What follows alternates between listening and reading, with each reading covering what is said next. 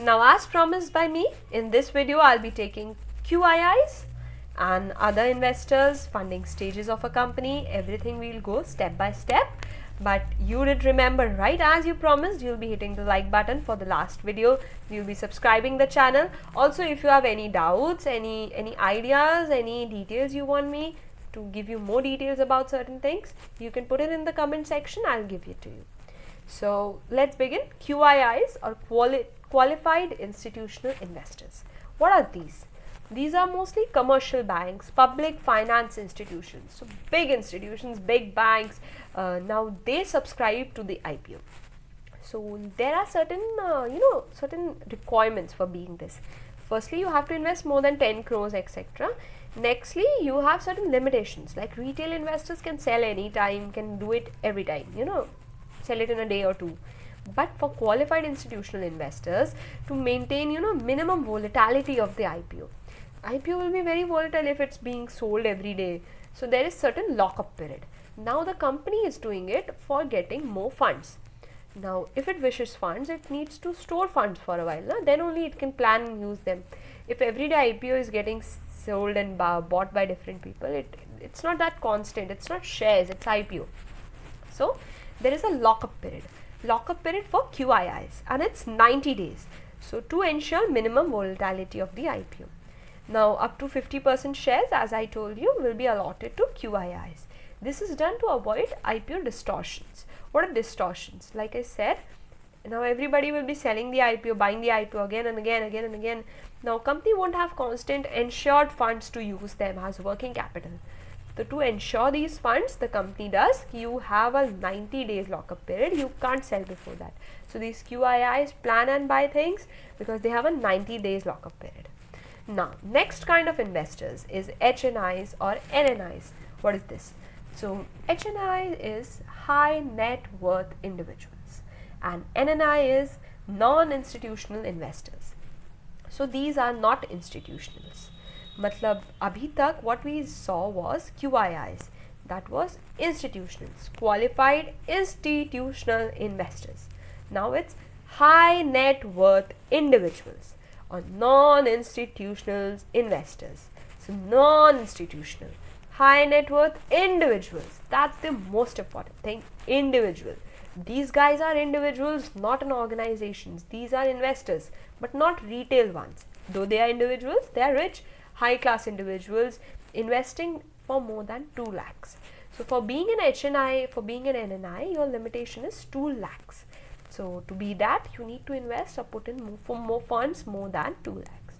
Now issuing to them is not on proportion basis. Now 50% has been issued to QIIs and anchor investors, 35% to the retail investors. Now whatever is left is HNIs or NNIs.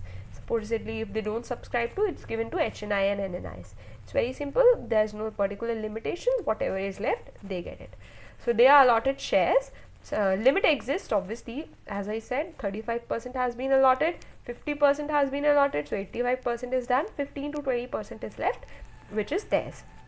So now if a HNI subscribe to shares or IPOs of a company worth more than 5% of the company's total value, the company gets notified. So you can't do this, like if you are a rich individual, you can't be doing, you will go and every day buy an IPO and slowly you will own the entire company. So this is not possible. As soon as you reach the 5% limit of the company's entire value, the company will be notified, okay, this consumer or this buyer is trying to buy your entire company, check it out. If you permit him, we can sell him more or we'll just stop selling him. So for a specific IPOs, if you invest in different IPOs, you can just keep investing. But for a specific company's IPO, there's a limit of 5%. Okay. So let's begin now. There's another topic which we'll be doing is the funding stages of the company. What are funding stages? Now, as I said, a company needs to reach a certain limit to release an IPO. So this, here it goes. It's the stage 1. When you initiate the idea, suppose I am sitting today and I get an idea, I'll start a food delivery app. So this is my idea. So I'll go to my parents, my friends, I'll ask, okay, this is my idea, will you like to invest in it? They'll say, yeah, sure, we'd like to help you. I'll use my savings, my friends, my family, everyone will be putting in funds. So this is the stage 1. It's called friend family savings stage. So in this stage, we use our own money to begin a company, to give it a push start. Now the stage 2 comes. As I told you, angel investors, wealthy private investors focused on funding small businesses in exchange of equity. So now next time when I need money, I need to expand my company, I reach a rich individual and ask him for contribution.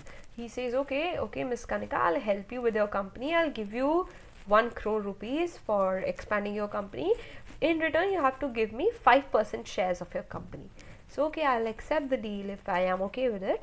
And now my 5% owner of my company is that rich individual, which is now my angel investors.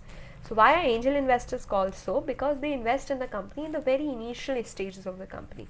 Now he's not very sure that I'll be succeeding, or will the competition beat me someday. So still he's investing, he's trusting me in exchange of equity. So he's called an angel investor. Now stage 3, which is the venture capital stage. Now what is venture capital? Venture capital firms are risk-taking firms. Now still my company is comparatively new to the established ones, but certain firms will be good enough to take risk and invest in my companies. They are called venture capital firms or the private equity firms. These firms are fond of investing in startups. They are established for investing in startups. They invest in them, they again in exchange of equity always. So now comes the stage 4, which we are continuously studying about. This is the stage of IPO. Now in this stage, the listing of the company with the national stock exchange takes place. Recently we saw, right, Nykaa.